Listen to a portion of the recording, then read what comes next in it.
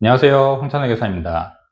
오늘은 2025년 10월 28일 제정된 문신사법과 관련된 세무신고를 다뤄보고자 하는데요. 문신은 몸에 그리는 서화 문신뿐 아니라 눈썹이나 아이라인을 새겨넣는 미용 문신을 포함합니다. 타투라고 부르는 문신은 과거에는 의사에게서만 받아야 되는 것이었는데요. 대법원 판례에 의해서 이것 또한 의료행위로 적용이 되기 때문입니다. 하지만 눈썹 반영구 문신을 하러 의사한테 가지는 않고 타투이스트를 찾아가는 게 일반적인데요. 이제 2025년 10월 문신사법이 제정되면서 문신 행위가 문신사 면허를 취득한 사람에게 허가되었습니다. 물론 시행은 2027년 10월이기 때문에 아직 제도를 정비하고 있습니다. 오늘은 새로이 출발하는 문신사라는 직업의 세금에 대해서 알아보고자 합니다. 첫 번째, 업종 코드와 경비율에 대해서 알아볼 텐데요. 문신사의 업종 코드는 국세청에 있습니다. 930925, 그 외에 기타 분류 안 된 개인 서비스업으로 분류되고 있는데요. 이 서비스업의 적용 범위 내에 문신 서비스가 포함되어 있는 거 보이시죠? 문신사가 속하는 기타 개인 서비스업의 직전연도 수익금액에 따른 소득세 신고 시에 경비율 및 장부 작성 의무는 위에 설명해드리는 표와 같습니다. 2,400만원 미만은 보통 간편장부와 단순 경비율이 적용되는데요. 일반적으로 모두 채용으로 신고가 가능하기 때문에 셀프 신고가 가능하다고 보시면 되고요. 7,500만원 미만에 대해서는 간편장부의 기준 경비율 대상자입니다.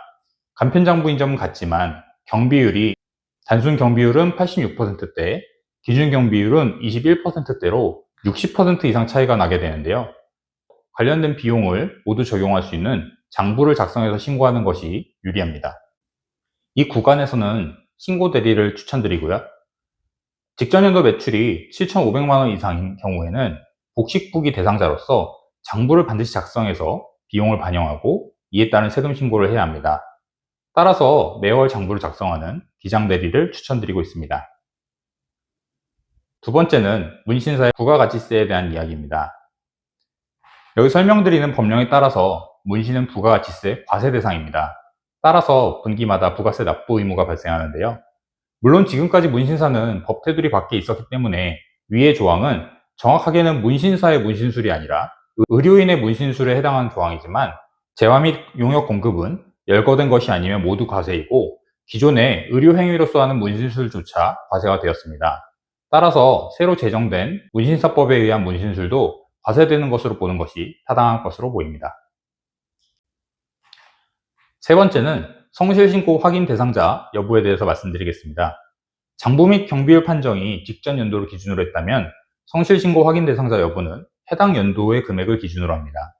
문신사의 경우 기타 개인 서비스업에 속하므로 해당 연도 수익금액이 5억 원 이상이라면 종합소득세 신고 시에 세무대리인의 성실신고 확인 서류가 첨부되어야 하는 성실신고 확인 대상자입니다. 앞서 설명드린 바와 같이 성실신고 확인 대상자가 되기 싫거나 이익이 너무 커져서 낮은 법인 세율을 적용받고 싶은 경우가 많습니다. 따라서 법인 전환이 가능한지에 대해서 문의를 주시는 경우가 있는데요. 그러나 의료, 미용업 등 직업 관련한 법률, 예를 들면 의료법, 공중위생관리법에 의해서 법인 전환이 원천적으로 불가능한 몇몇 업종이 있습니다. 문신사를 한번 살펴보도록 할 텐데요. 문신사가 아니면 문신업소를 개설할 수 없는데 그 문신사 면허를 법인이 취득하는 것이 문신사법상 불가능합니다. 따라서 문신사를 업종으로 하는 법인은 설립이 어렵습니다. 대형 프랜차이즈 병원이나 미용실은 법인이 있는데 문신사는 왜 불가능할까라는 생각이 드실 수 있는데요.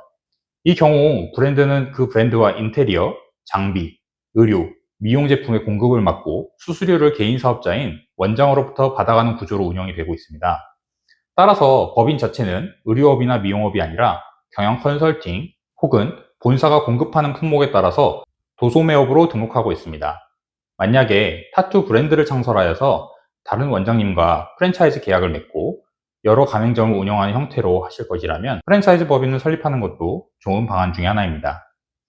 여기까지 업종 코드, 부가가치세, 성실신고 대상자, 법인 전환 가능 여부에 대해서 알아보았습니다.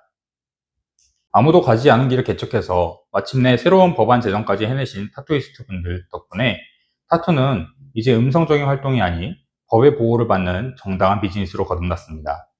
제도권 안으로 들어온 만큼 국세청의 매출 및 비용에 대한 정밀한 측정도 곧 이루어질 것입니다.